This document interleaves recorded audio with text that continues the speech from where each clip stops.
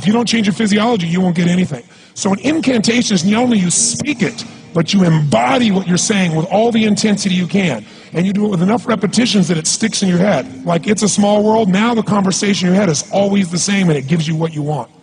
So you use your body and your voice. So 17 years ago, I started doing things. I was working for Jim Rohn, this speaker, and I was 17 years old. I had long hair, minestrone soup, acne on my face. And I was trying to call on Bear Stearns type of people and convince them why they should go to this man's seminar and be more successful. I was driving a 1968 Volkswagen that I had earned at $40 a week as a janitor. The only way I did it was park far from the building and then go in, and I love people and I believe, but I put myself in state, and I was able to influence people that were far more successful than I was at the time. I would do something that I still do backstage and have done for 23 years because I don't hope I'm going to be in a good state, I demand it.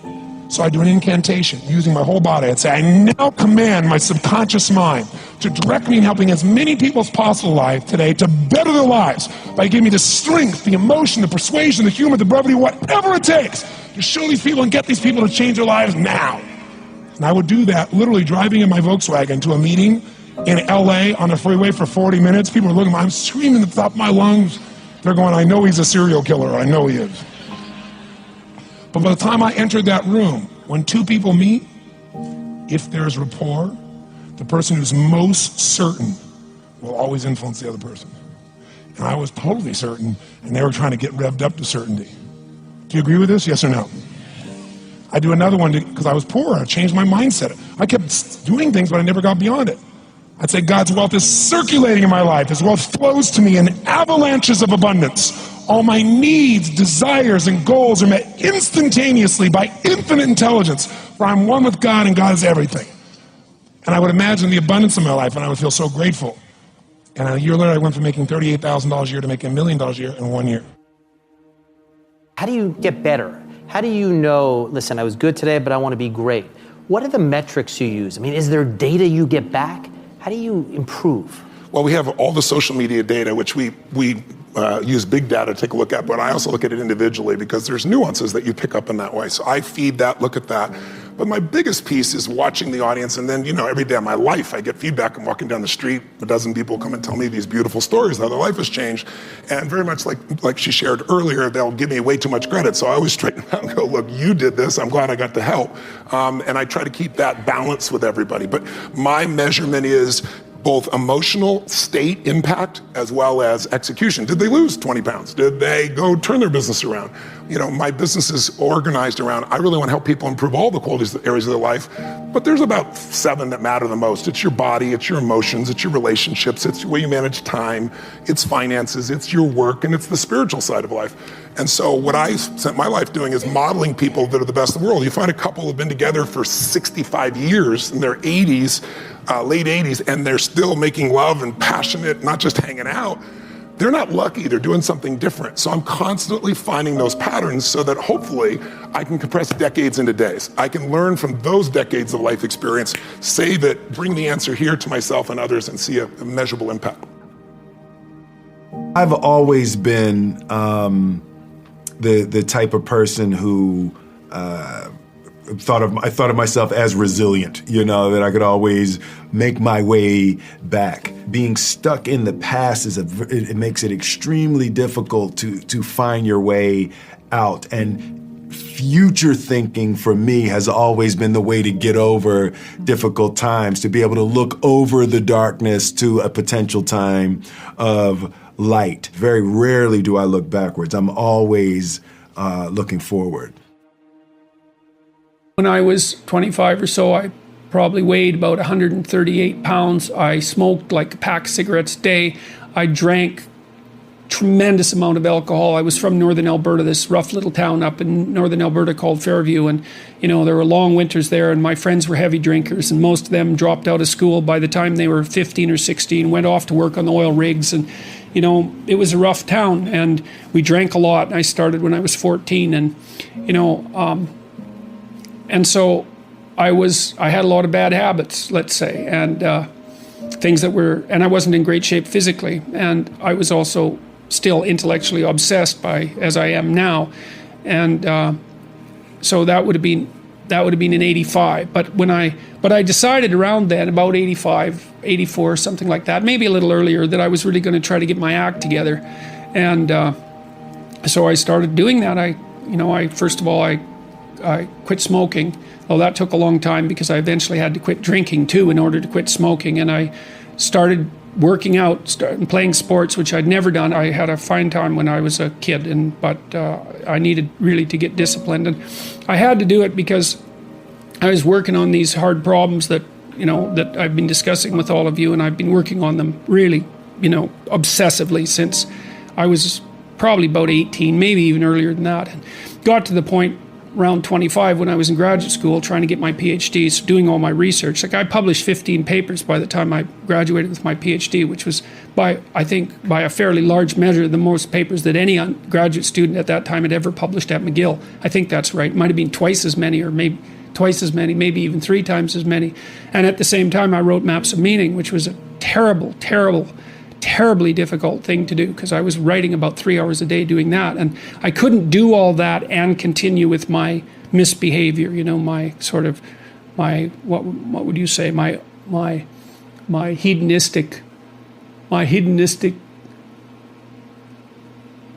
massive hedonistic consumption of alcohol and all of that. I just couldn't keep it up, and also work seriously on the issues that were at hand. So, I had to stop. That's a sacrifice. I had to stop messing about and straighten myself out.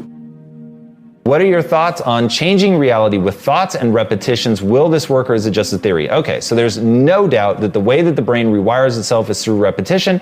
Neurons that fire together wire together, so you very much can create reality. I want to say that it isn't, unfortunately, like the Matrix, but it's so close that you might as well think of it like that. But to me, that's just a metaphor to get people to understand that you really can influence your hardwiring in your own brain, and you certainly can influence the outside world by gaining a set of skills that allow you to go out and manipulate it. And I'll give you a super easy example. Learning to build a house means you can actually build a house, and you can manifest that and turn a tree or concrete into a physical structure.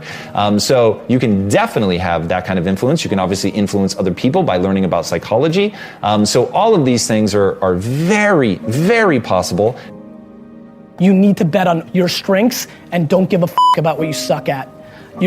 Way too many people in this room are gonna spend the next 30, 40 years of their lives trying to check the boxes of the things that they're not as good at, and that you're gonna waste a load of time and lose.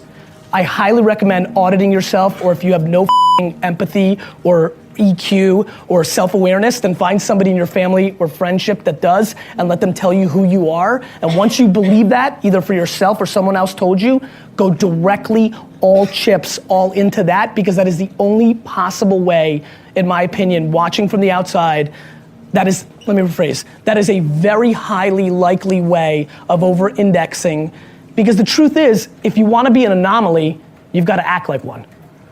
And so that's it. That's what I got. So thanks for having me. How important is rest, and how much do you get of it? I'm trying hard at the moment to pursue my dreams, but sometimes I feel out of balance because I lack sleep, for example. All right, boys and girls, I'm telling you, I'm just gonna be super arrogant for a second. I built $1 billion business without setting an alarm. Prioritize sleep. I work a lot. In fact, I'll take the Pepsi challenge. Anybody that wants to go head to toe with me in terms of what you get done, not just raw number of hours aimed at a computer or whatever it is that you're supposed to be doing and performing totally suboptimally. I'll just take the Pepsi challenge on that. I always prioritize sleep. I always prioritize my psychological optimization. So for instance, if I'm working around the clock, in fact, this happened not too long ago. I was just working so many hours, and it ended up encompassing too many things that took more energy than they were giving, that I started to feel anxious. In fact, I started to feel claustrophobic. That's exactly how I felt. I wanted to crawl out of my own skin. I don't know how else to explain it. It's just like, it was driving me nuts. And I realized I need to chill for a minute. I need to meditate. I need to take an hour and go do something that's still moving me towards my dreams, because that's my thing, but that I really enjoy. And so maybe in those moments I go read a comic, because we're building a comic book publishing empire. So that's part of what I need to do anyway. But reading the comic is fun.